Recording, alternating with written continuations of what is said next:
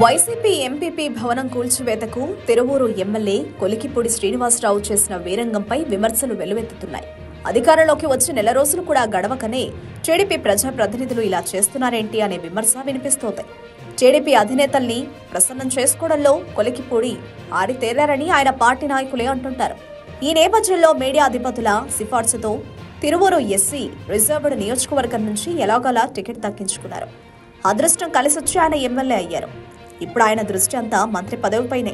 మంత్రి పదవిని గెలవడం ఎలా అని ఆయన నిత్యం ఆలోచిస్తున్నట్టున్నారు. ఈ క్రమంలో మాజీ మంత్రి జోగి రమేష్ ను స్ఫూర్తిగా తీసుకున్నారని అనుమానం టీడీపీ శ్రేణుల నుంచి వ్యక్తమవుతోంది. అందుకే ఆయన తన ప్రత్యర్థి పార్టీకి చెందిన ఎంపీపీ నాగలక్ష్మి కుటుంబానికి చెందిన భవనాన్ని టార్గెట్ చేశారు.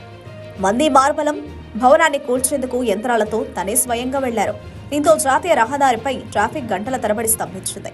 తన చర్యలతో ప్రభుత్వానికి చెడ్డ పేరు వస్తుందని ఆయనకు తెలియదని అనుకోలేం. అవన్నీ 5 ఏళ్ల నాడు చూసుకుందామని ఆయన భావన అంటున్నారు కొలికిపూడి అనుచరులు. తక్షణ మంత్రి పదవిని దక్కించుకోవడానికి చంద్రబాబు, లోకేష్ దృష్టిలో పడాలని అత్యుత్సాహం కొలికిపూడిలో కనిపించింది.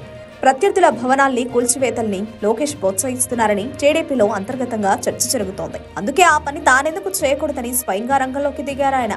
కొలికిపూడి వీరంగం వెనుక ఉన్న అసలు ఉద్దేశాన్ని లోకేష్, చంద్రబాబు పసిగట్టి వెంటనే మంత్రి పదవి ఇవ్వాల్సిన అవసరం ఉంది.